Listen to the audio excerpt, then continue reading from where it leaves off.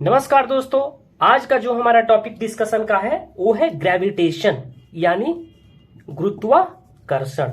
ALP technician में जितने भी प्रीवियस ईयर में क्वेश्चन पूछे गए हैं उनका भी हम डिस्कशन करेंगे, प्लस एनसीईआरटी एग्जाम्पलर को भी हम डिस्कस करेंगे। तो देखते हैं क्वेश्चन नंबर 1 क्या है। चंद्रमा पर आवाज क्यों नहीं होती? ऑप्शन ए है चंद्रमा पर कोई आवाज नहीं करता, ऑप्शन बी है कोई क्योंकि चंद्रमा पर पानी नहीं है, ऑप्शन सी है चंद्रमा पर कोई वायुमंडल नहीं है, और ऑप्शन डी क्या है चंद्रमा पर जाने वाले लोग बहरे हो जाते हैं। कितना फनी एग्जांपल दिया है। चलिए देखिए, दरअसल आप देखेंगे तो ऑप्शन नंबर सी हमारा क्या है, करेक्ट है कि चंद्रमा पर कोई वायुमंडल नहीं है। दूसरी बात सबसे इंपॉर्टेंट ये है कि जो वायु है यानी एयर है, वायु है या एयर है कोई बोलिए, हमारी आवाज को एक जगह से दूसरी जगह पहुंचने के लिए एक मीडियम की आवश्यकता होती है। अगर हम कोई बात बोल रहे हैं और हमारी बात पॉइंट ए से पॉइंट बी तक पहुंच रही है, तो इसका मतलब कि पॉइंट ए और पॉइंट बी के बीच क्या है, कोई मीडियम है। ठीक है, without medium sound can not travel, बिना मीडियम के ध्वनि ट्रेवल नहीं कर सकती है, यानी ध्वनि ट्रेवल नहीं कर सकती है। ठीक है, क्योंकि ध्वनि क्या है यानी साउंड क्या है, ये एक ऊर्जा का एक रूप है, यानी एनर्जी का क्या है, एक रूप है, जो किसके फॉर्म में होती है, वेव के फॉर्म में यानी तरंग के रूप में होती है। दूसरी बात कि चंद्रमा पर वायु का अभाव होने के कारण एक दूसरे से लोग वहां बात भी नहीं कर सकते। जैसे हमारे यहाँ से जो एस्ट्रोनॉट जाते हैं वो आपस में बातें नहीं कर सकते हैं, तो उनको बात करने के लिए यानी जो एस्ट्रोनॉट्स हैं, क्योंकि वहां तो वायुमंडल है नहीं, यानी साउंड को ट्रेवल करने के लिए कोई मीडियम है नहीं, तो इसलिए वो किसका यूज करते हैं, रेडियो वेव्स का, यानी रेडियो तरंग का यूज करते हैं आपस में बात करने के लिए। तो इस बात को सिंपल सी भाषा में समझा जाए तो इसका मतलब ये हुआ कि साउंड को ट्रेवल करने के लिए, आवाज को एक जगह से दूसरी जगह पहुंचने के लिए एक माध्यम की आवश्यकता होगी। बट चंद्रमा पर वायुमंडल ही नहीं है, नहीं वहां कोई माध्यम है, ना कोई हवा है, इसलिए वहां हमारी आवाज को कोई सुन नहीं सकता, या हम बोलते हैं तो किसी को सुनाई नहीं देता है, क्योंकि साउंड को ट्रेवल करने के लिए मीडियम की आवश्यकता होती है, वहां कोई मीडियम नहीं है, यानी चंद्रमा पर कोई वायुमंडल नहीं है। ऑप्शन नंबर सी हमारा क्या होगा, करेक्ट होगा। एस्ट्रोनॉट जिस इंस्ट्रूमेंट का यूज करते हैं बातें करने के लिए वो है हमारा रेडियो वेव्स। देखते हैं क्वेश्चन नंबर 2 क्या है। पृथ्वी की सतह पर पलायन वेग कितना होता है? 13.8 किलोमीटर पर सेकेंड, 11.2 किलोमीटर पर सेकेंड, 2.13 किलोमीटर पर सेकेंड, 43 किलोमीटर पर सेकेंड। पहला फोकस कि पलायन वेग क्या होता है। यदि कोई भी वस्तु को इस गति से, यानी किस गति से, पलायन वेग की गति से, पलायन वेग की गति से या उससे अधिक गति, पलायन वेग की गति कितनी है, 11.2 किलोमीटर पर सेकेंड, तो किसी भी वस्तु को 11.2 किलोमीटर पर सेकेंड या इससे अधिक की गति से गुजरती है या फेंकी जाती है, तो वो पृथ्वी के गुरुत्वाकर्षण से बाहर हो जाएगी। क्या हो जाएगी, बाहर हो जाएगी, और कभी वापस नहीं लौट के आएगी या नहीं लौटेगी। कब? जब उसका वेग 11.2 किलोमीटर पर सेकेंड है या 11.2 किलोमीटर पर सेकेंड से अधिक है। अगर इस वेग से कोई ऑब्जेक्ट को फेंका जाता है, सपोज करिए कि इस मार्कर को अगर 11.2 किलोमीटर पर सेकेंड की स्पीड से फेंका जाता है, तो मार्कर कभी भी पृथ्वी पे लौट के नहीं आ सकता है। ये मार्कर ही नहीं, आपको अपने नग्न आंख से जो कुछ भी दिखाई दे रहा है, कोई मटेरियल है, कोई एनिमल है, जो कुछ आप कंसीडर करिए, अगर उसको आप इस स्पीड से फेंकिए तो दोबारा लौट के नहीं आएगा। ठीक है, इसी को क्या बोला जाता है, पलायन वेग। पलायन वेग कितना है, 11.2 किलोमीटर पर सेकेंड, या तो 11.2 किलोमीटर पर सेकेंड, हाँ इससे कम नहीं। या इतना होना चाहिए या इससे अधिक होना चाहिए, तो गुरुत्वाकर्षण से क्या हो जाएगा, बाहर हो जाएगा और दोबारा लौट के कभी नहीं आएगा। देखते हैं क्वेश्चन नंबर 3 क्या। क्वेश्चन नंबर 3 कह रहा है कि जब एक उपग्रह पृथ्वी के चारों ओर 40,000 किलोमीटर की त्रिज्या के ग्रह पथ में घूमता है तो गुरुत्वाकर्षण बल द्वारा किए गए किसकी गणना करनी है, कार्य की गणना करनी है, वर्क कितना हो जाएगा। अब हम देखते हैं कि जो हमारा वेग है, वेलोसिटी है, वेग और गुरुत्वाकर्षण, वेग और गुरुत्वाकर्षण बल की दिशा के बीच का जो कोण होता है वो कितना डिग्री होता है, 90 डिग्री होता है। गुरुत्वाकर्षण पृथ्वी के केंद्र की ओर कार्य करता है हमेशा, जो ग्रेविटेशन होता है। इसलिए यदि कोई उपग्रह भी पृथ्वी के केंद्र के साथ वृत्ताकार कक्ष में ऐसे राउंड एंड राउंड चक्कर लगा रहा है तो किसी भी बिंदु पर, इस बिंदु पे, सॉरी थोड़ा सा इसको सीधा कर देते हैं, किसी भी बिंदु पे, इस बिंदु पे, इस बिंदु पे, इस बिंदु पे, किसी भी बिंदु पर किया गया कार्य क्या होगा, 0 होगा। कब, जब वो उपग्रह वृत्ताकार पाथ में चक्कर लगा रहा है तो हर एक बिंदु पे किया गया कार्य क्या होगा, 0 होगा। वर्क का फॉर्मूला भी होता है फोर्स इनटू डिस्प्लेसमेंट। अब आप देख सकते हैं कि इस वृत्त में कोई डिस्प्लेसमेंट नहीं हो रहा है। जब तक विस्थापन नहीं होगा कार्य नहीं होगा। अगर इस बात को दूसरे भाषा में लिखें तो Fs cos थीटा होता है। और जो हमने अभी बताया कि वेग और गुरुत्वाकर्षण बल की दिशा के बीच का कोण कितना होता है, 90 डिग्री। ऐसे भी आप cos 90 का वैल्यू पुट करेंगे तो क्या हो जाएगा, 0। यानी वर्क डन हमारा क्या हुआ, 0 हो गया, क्योंकि cos 90 की वैल्यू क्या होती है, 0 होती है। तो यहां से भी हमारा वर्क डन क्या होगा, 0 होगा। इसलिए हमारा ऑप्शन नंबर क्या हो जाएगा, 1 करेक्ट हो जाएगा, जूल हो जाएगा, क्योंकि वर्क और एनर्जी यानी कार्य और ऊर्जा की जो एसआई यूनिट होती है वो जूल होती है। इसलिए सारा ऑप्शन जूल में ही दिया गया है। ये बात दिमाग में रखनी है कि वेग और गुरुत्वाकर्षण बल का जो एंगल होता है वो कितना डिग्री होता है, 90 डिग्री होता है। अगर हमें कैलकुलेट करना होता है वर्क तो Fs लगाते हैं, यानी ये बल है और ये विस्थापन है। लेकिन यहाँ पे तो विस्थापन का केस ही नहीं है, क्योंकि यहाँ जो मोशन हो रहा है वो वृत्ताकार पथ में मोशन हो रहा है। तो Fs cos 90 theta cos theta होता है, जो थीटा की वैल्यू कितनी है, 90 डिग्री है। चाहे आप यहाँ वर्क कैलकुलेट करिए, चाहे यहाँ कार्य कैलकुलेट करिए, चाहे यहाँ कहीं भी इस वृत्त में कहीं भी आप वर्क को कैलकुलेट करेंगे तो ऑप्शन विल बी 0। आपको जवाब क्या मिलेगा, 0। इसलिए ऑप्शन नंबर ए हमारा क्या है, करेक्ट है, 0 जूल। देखते हैं क्वेश्चन नंबर 4 क्या है। जी का मान फिल इन द ब्लैंक से किसके साथ बढ़ता है, ऊंचाई में वृद्धि करेंगे तब, आयतन में वृद्धि करेंगे तब, या आयतन में कमी करेंगे तब, या ऊंचाई में कमी करेंगे तब। तो सबसे पहले हमारे पास एक रिलेशन है, जी इक्वल टू GM/r²। ये तो हमारा नियतांक है यानी कांस्टेंट है, यानी जी का जो रिलेशन है आर के साथ वो क्या है, गुरुत्वाकर्षण जो बल है वो ऊंचाई के यानी हाइट के व्युत्क्रमानुपाती होता है। ठीक है। दूसरी बात, जब ऊंचाई का मान बढ़ता है, यानी यहाँ पे रेडियस ही है ऊंचाई के लिए, ऊंचाई का मान बढ़ता है तो जी का मान क्या होता है, सॉरी ऊंचाई का मान बढ़ता है तो जी का मान क्या होता है, घटता है। ठीक है। अगर जी का मान घटता है, ऊंचाई का मान बढ़ता है तो जी का मान घटता है, अगर जी का मान बढ़ता है तो ऊंचाई का मान क्या होता है, घटता है।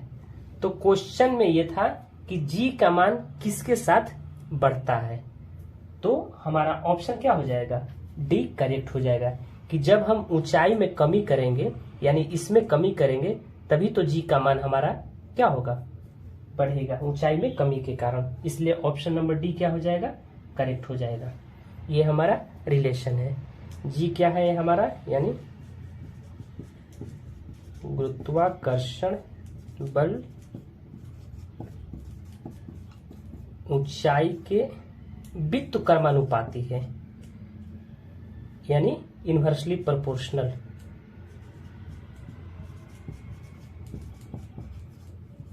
व्युत्क्रमानुपाती होता है या होती है। व्युत्क्रमानुपाती का मतलब कि एक टर्म बढ़ेगा तो दूसरा टर्म क्या होगा, घटेगा, दूसरा टर्म घटेगा तो पहला टर्म क्या होगा, बढ़ेगा। इसलिए ऊंचाई में जैसे जैसे कमी होगी जी का मान बढ़ता है। देखते हैं क्वेश्चन नंबर 5 क्या है। आज भी उपग्रहों के प्रक्षेपण में किसका प्रयोग होता है? क्वांटम फिजिक्स, डॉपलर प्रभाव, गुरुत्वाकर्षण सिद्धांत, ऊष्मा सिद्धांत। तो ऑप्शन नंबर सी हमारा क्या हो जाएगा, करेक्ट हो जाएगा। अब हम देखते हैं कि आज भी उपग्रहों के प्रक्षेपण में किसका प्रयोग होता है, यानी गुरुत्वाकर्षण सिद्धांत का। यानी ग्रह की परिक्रमा करने वाले आकाशीय पिंड को हम क्या कहते हैं, उपग्रह कहते हैं। जो ग्रह की परिक्रमा करते हैं आकाशीय पिंड को, ग्रह की परिक्रमा करने वाले आकाशीय पिंड को क्या कहते हैं, हम उपग्रह कहते हैं। ये जो है न्यूटन के थर्ड लॉ पे ये बेस है, यानी न्यूटन का तृतीय नियम जो होता है, to every action there is equal and opposite reaction. हर क्रिया के प्रति एक प्रतिक्रिया बल होता है। यानी ऑप्शन नंबर हमारा सी क्या हो जाएगा, करेक्ट हो जाएगा। अब जो पहला देखेंगे, फर्स्ट कृत्रिम उपग्रह भारतीय का, तो वो है हमारा 19 अप्रैल 1975 को क्या किया गया था, प्रक्षेपित किया गया था। किसकी मदद से, तो सोवियत संघ की मदद से। कभी कभी यहां से भी क्वेश्चन रेलवे में बने हैं। और उसका नाम क्या दिया गया था, तो हमारे जो मैथमेटिशियन थे और खगोलविद थे आर्यभट्ट, उन्हीं के नाम पर यह फर्स्ट कृत्रिम उपग्रह लॉन्च किया गया था। अगर विश्व का देखेंगे तो जो पहला है वो है 4 अक्टूबर 1957 को। किसने लॉन्च किया था, ये भी सोवियत संघ ने ही लॉन्च किया था। इसका नाम क्या था, स्पुतनिक। ये जो दोनों उपग्रह हैं क्या है, कृत्रिम उपग्रह है। कौन सा, कृत्रिम उपग्रह यानी आर्टिफिशियल सैटेलाइट। तो पहला जो भारतीय यानी इंडिया लॉन्च किया गया था 19 अप्रैल 1975 को, किसकी मदद से, तो सोवियत संघ की मदद से। नाम क्या था, तो आर्यभट्ट था, जो कि बहुत बड़े मैथमेटिशियन और खगोलविद थे।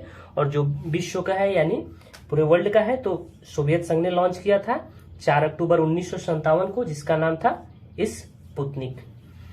इसमें न्यूटन का थर्ड लॉ यूज होता है, यानी गुरुत्वाकर्षण के सिद्धांत के बल पे ये जो उपग्रह होते हैं आज भी प्रक्षेपण किए जाते हैं। अब देखते हैं क्वेश्चन नंबर 6 क्या है। क्वेश्चन नंबर 11 है कि जब दूध को प्रबल ढंग से मथा जाता है, यानी मथा जाता है, तो उसमें से क्रीम किस कारण से अलग हो जाता है? अपकेंद्री बल, अभिकेंद्री बल, आर्किमिडीज का सिद्धांत, घर्षण का सिद्धांत। तो आप तो अपने घर में देखे होंगे या अपने गांव में देखे होंगे कि माता बहन और भी बाकी जो रिश्तेदार मथनी से ऐसे तसली जैसा होता है और उसमें मथ कर जो क्रीम होता है, घी होता है, उसको अलग करते हैं। बट वहां साइंस का क्या लॉजिक है, तो अपकेंद्री बल के कारण होता है। अपकेंद्री बल होता क्या है कि एक ऐसा बल है जिसके कारण किसी भी गतिशील वस्तु में केंद्र से दूर जाने की प्रवृत्ति होती है। केंद्र से कहाँ जाने की प्रवृत्ति होती है, दूर जाने की प्रवृत्ति होती है। इसे हम अपकेंद्री बल कहते हैं। इसे एक और नाम से जाना जाता है, आभासी बल भी इसे कहा जाता है। कौन सा बल, आभासी बल। फॉर्मूला होता है m⍵²r। r क्या है, यहाँ रेडियस है यानी त्रिज्या है। m क्या है यहाँ, ओमेगा क्या है, एंगुलर वेलोसिटी है। m क्या है, तो द्रव्यमान है यानी मास है। ठीक है, तो एक प्रकार का कौन सा बल है, आभासी बल है। ठीक है, अभिकेंद्री बल क्या होता है, तो ये एक ऐसा बल होता है जो किसी निकाय को वृत्ताकार गति में घूमने पर कार्य करता है।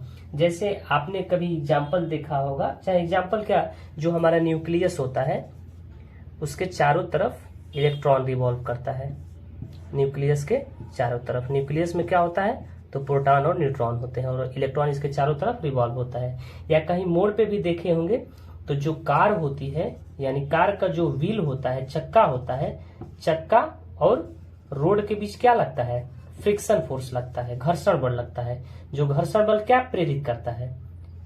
अभिकेंद्री बल प्रेरित करता है। इस वजह से कार वहां रोड पे आसानी से टर्न हो जाती है, ड्यू टू सेंट्रीपिटल फोर्स कहते हैं इसे, ऐसे सेंट्रीफ्यूगल फोर्स कहते हैं। तो यहाँ सेंट्रीपिटल फोर्स के कारण मोड़ पे कार वाला एग्जांपल, या इलेक्ट्रॉन का न्यूक्लियस के चारों तरफ घूमना, या अभिकेंद्री बल का आर्किमिडीज सिद्धांत, तो ये तो बोट का पानी में तैरना उससे रिलेटेड है, उत्प्लावन बल से संबंधित है, तो ये तो गलत है हमारा, सॉरी। यहाँ पे ऑप्शन केवल यही करेक्ट होगा, अभिकेंद्री बल। घर्षण बल यानी फ्रिक्शन फोर्स होता है। जैसे फ्रिक्शन फोर्स का एग्जांपल आप डेली लाइफ में भी देखते हैं कि जैसे हम चलते हैं तो अपने एक पैर से अर्थ को पीछे की ओर धक्का देते हैं, तो पृथ्वी हमें आगे की ओर धक्का देती है। तो जो पांव और धरती के बीच जब घर्षण नहीं रहेगा, फ्रिक्शन नहीं रहेगा, तो हमारा पांव क्या होता है? कभी कभार फिसल जाता है।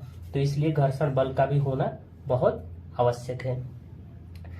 अब दोस्तों आपसे एक रिक्वेस्ट है कि अगर आपको वीडियो अच्छा लगे या कुछ सीखने को मिले, मतलब कुछ जानने को मिला या कुछ समझने को मिला, तो प्लीज वीडियो को सब्सक्राइब करिए और कमेंट बॉक्स में मैसेज करिए। ये तो आज हमारा ग्रेविटेशन का चैप्टर था, अगला वीडियो हम किस टॉपिक से बनाएं। धन्यवाद दोस्तों। क्वेश्चन नंबर 6 कह रहा है कि न्यूटन का सिद्धांत किस वजह से परिष्कृत हुआ? क्वांटम फिजिक्स, ऑप्शन बी गति का नियम, ऑप्शन सी भारतीय दर्शन और ऑप्शन डी सेब का गिरना। यानी ऑप्शन नंबर ए क्या हो जाएगा? करेक्ट हो जाएगा। अगर हम क्वांटम फिजिक्स की बात करें तो क्वांटम फिजिक्स के आगमन से को दो तरह से देखा जा सकता है। एक तो ये न्यूटनवाद को झूठा ठहराया, न्यूटनवाद को झूठा ठहराया यानी झूठा माना, और दूसरा न्यूटनवाद में एक नया अध्याय जोड़ दिया, नया अध्याय जुड़ा। नया अध्याय जुड़ने से ही न्यूटन के सिद्धांत को परिष्कृत किया गया।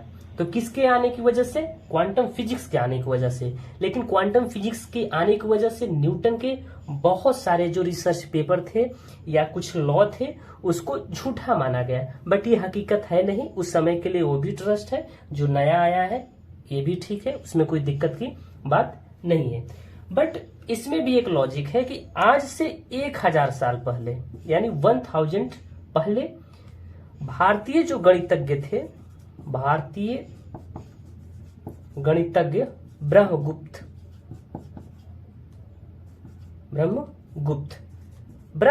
ने भी ग्रेविटी की खोज की है, यानी गुरुत्वाकर्षण की खोज की है। इसका मेंशन 2 बुकों में मिलता है। एक बुक का नाम है खंडकाव्य, पहली बुक का नाम, और दूसरी बुक का नाम है ब्रह्मस्फुट। ठीक है। बट प्रॉब्लम की ये बात है कि दोनों बुकों में इस बात को मेंशन किया गया है कि ग्रहों की गति क्या होती है, सूर्य उदय कैसे होता है, अस्त कैसे होता है, यानी उदय और अस्त, ग्रहों की परिक्रमा कैसे होती है, सारा बात खंडकाव्य और ब्रह्मस्फुट में मेंशन है। बट आर्यभट्ट साहब ने इस बात को केवल ये ऐसे मेंशन कर दिया था श्लोक के रूप में कि पृथ्वी में खींचने की एक शक्ति है, पृथ्वी को या पृथ्वी में खींचने की एक शक्ति है जिसको हम आजकल गुरुत्वाकर्षण बल कह रहे हैं। इस बात को श्लोक के रूप में लिखा गया था। किस रूप में? श्लोक के रूप में, कि पृथ्वी के अंदर एक खींचने की शक्ति है जो बड़े बड़े द्रव्यमान यानी बड़े बड़े मास वाले ऑब्जेक्ट को अपने ओर क्या करती है? अट्रैक्ट करती है। बट न्यूटन साहब ने क्या किया था? बट अगर न्यूटन साहब को देखा जाए तो इन्होंने थ्योरी भी दिया था प्लस मैथमेटिक्स दिया था। यानी थ्योरी प्लस उसका गणितीय रूप दे दिया था। इसलिए हम न्यूटन को पढ़ते हैं या न्यूटन के सिद्धांत को इतना एक्सपांड किया गया है। हालांकि इससे पहले न्यूटन साहब ने जो बात बोला था, आर्यभट्ट सर ने उसका जिक्र किया था, लेकिन प्रॉब्लम कहाँ फंसी कि आर्यभट्ट साहब ने उसका कोई मैथमेटिकली एविडेंस नहीं दिया था, कोई प्रूफ नहीं दिया था। बस श्लोक के तौर पे लिख दिया था कि हाँ, पृथ्वी के अंदर एक ऐसी शक्ति विद्यमान है जो किसी भी बड़े बड़े द्रव्यमान को अपने ओर खींचती है या खींचने की कोशिश करती है। बट इसी बात को न्यूटन साहब ने थ्योरी प्लस मैथमेटिकल कॉन्सेप्ट दिया, जिसका मेंशन किस बुक में है? प्रिंस पिया में आसपास पब्लिश किया गया था। अब देखते हैं क्वेश्चन नंबर 7 क्या है। 1930 में सीवी रमन ने फिल इन द ब्लैंक्स के लिए नोबेल पुरस्कार जीता था। साहित्य, शांति, भौतिक शास्त्र, अर्थशास्त्र। यानी ऑप्शन नंबर सी हमारा क्या हो जाएगा? करेक्ट हो जाएगा। यानी स्कैटरिंग ऑफ लाइट, प्रकाश के परिकिरणन पर उनके कृत्य और उनके नाम पर, यानी रमन प्रभाव जिसे बोला जाता है, कि खोज के लिए दिया गया था।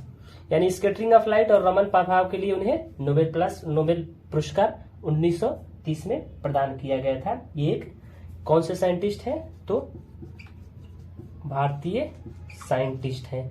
यानी एशिया के पहले ऐसे वैज्ञानिक हैं जिनको नोबेल पुरस्कार मिला भौतिक शास्त्र के क्षेत्र में, यानी फिजिक्स के क्षेत्र में। उनका रिसर्च था या खोज था या डिस्कवरी था प्रकाश का प्रकीर्णन, और उनके नाम यानी रमन प्रभाव की खोज के लिए नोबेल पुरस्कार 1930 में इन्हें दिया गया था। देखते हैं क्वेश्चन नंबर 8 क्या है। क्वेश्चन नंबर 8 है कि 78 किलो के एक व्यक्ति का वजन चांद पर क्या होगा? जबकि चांद पर जी का वैल्यू क्वेश्चन में गिवन है, इस बात को विशेष ध्यान देना है। नहीं तो हम गलती क्या करते हैं कि देखते हैं कि चांद पर 1/6 वजन होता है किसके तुलना में? तो अर्थ के तुलना में। यानी अर्थ पे किसी ऑब्जेक्ट का मास 60 kg है तो चांद पे कितना हो जाएगा? 10 kg हो जाएगा। बस यहाँ नहीं ध्यान देना है, ध्यान कहाँ देना है? यहाँ जी का वैल्यू ऑलरेडी मेंशन है। फॉर्मूला क्या आता है? Weight equal to mass into gravity. व्यक्ति का वजन कितना है? 78 किलो। जी का वैल्यू कितना है? 1.63। यानी वेट हमारा कितना हो जाएगा? 127.14 न्यूटन हो जाएगा। यानी ऑप्शन नंबर डी हमारा क्या हो जाएगा? करेक्ट हो जाएगा। कि कोई व्यक्ति 78 किलो का है तो उसका चांद पर वजन कितना हो जाएगा? इतना न्यूटन हो जाएगा। अब जो वेट है ये एक प्रकार का बल है, यानी क्या है? वेट एक प्रकार का क्या है? फोर्स है, यानी बल है। इसलिए इसका यूनिट क्या लिखा गया है? न्यूटन लिखा गया है। देखते हैं क्वेश्चन नंबर 9 क्या है। कह रहा है कि ब्रह्मांड में दो निकायों के बीच गुरुत्वाकर्षण बल किस पर निर्भर नहीं करता है? पहला ऑप्शन है उनके बीच का दूरी, दूसरा ऑप्शन है उनके द्रव्यमानों का योग, तीसरा ऑप्शन है गुरुत्वाकर्षण स्थिरांक, चौथा ऑप्शन है उनके द्रव्यमानों का गुणनफल। फॉर्मूला हमारा क्या होता है गुरुत्वाकर्षण बल का? F = G m1 m2/r²। अब देखा जाए तो जो हमारा फोर्स है यानी बल है समानुपाती है किसके? द्रव्यमान के। लेकिन द्रव्यमान यहाँ किस रूप में है? गुणनफल के रूप में है। इसलिए ऑप्शन नंबर ए हमारा क्या हो जाएगा? करेक्ट हो जाएगा। क्योंकि यहाँ क्या जोड़ा गया है? योग लिखा गया है। योग का मतलब m1 प्लस m2 का टर्म होना चाहिए, जबकि यहाँ m1 इंटू m2 है, यानी यहाँ क्या टर्म है? गुणनफल का टर्म है। दूसरा देखते हैं उनके बीच का दूरी, हाँ निर्भर करता है। तीसरा है गुरुत्वाकर्षण स्थिरांक, हाँ निर्भर करता है। चौथा है उनके द्रव्यमानों का गुणनफल, हाँ ये तो है ही है। तो क्वेश्चन में क्या था? किस पर निर्भर नहीं करता है, इसलिए ऑप्शन बी क्या हो जाएगा? करेक्ट हो जाएगा। उनके द्रव्यमान के योग पे निर्भर नहीं करता है, बाकी दूरी पे भी निर्भर करता है, द्रव्यमान के गुणनफल पर भी निर्भर करता है, गुरुत्वाकर्षण स्थिरांक पे भी निर्भर करता है। देखते हैं क्वेश्चन नंबर 10 क्या है। सर्वात्रिक गुरुत्वाकर्षण नियतांक यानी जी का मान का पता सबसे पहले किसने लगाया? Isaac Newton, Henry Cavendish, Johannes Kepler, option D Galileo, यानी ऑप्शन नंबर बी क्या हो जाएगा, करेक्ट हो जाएगा, हेनरी कैवेंडिश। यानी जी का value 6.67 10 to the power -11 newton metre square by kg square. जो मेन फॉर्मूला होता है वो होता है Fg m1 by are square. यहाँ से हम g कैलकुलेट करेंगे तो F into R square upon m1 into m2। Force का यूनिट जो होता है न्यूटन होता है, डिस्टेंस का मीटर होता है, और मास का 2 मास है यानी केजी इंटू केजी यानी केजी स्क्वायर, यानी न्यूटन मीटर केजी के पावर -2 हमारा क्या हो गया, यूनिट हो गया। अगर इसका डायमेंशन का बात करें, फोर्स का डायमेंशन क्या होता है, ml t to the power -2।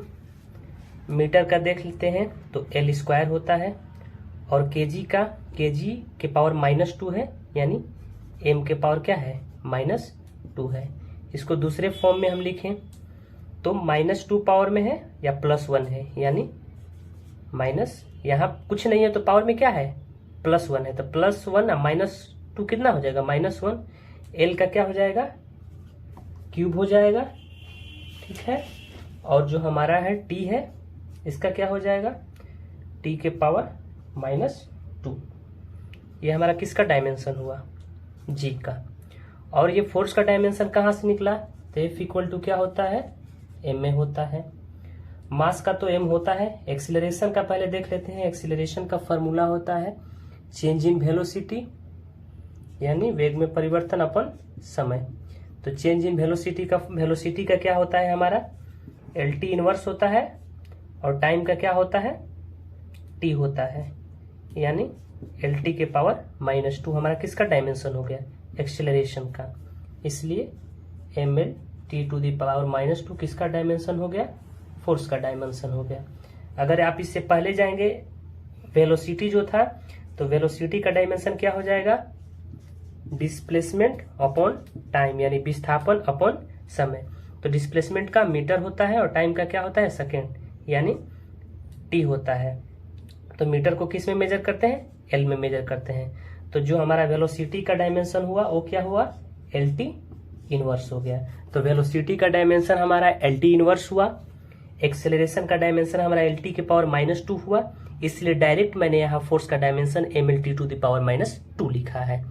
और ये जो मीटर स्क्वायर है, तो मीटर का क्या होता है, लेंथ होता है, L होता है, इसलिए मैंने L स्क्वायर लिखा है।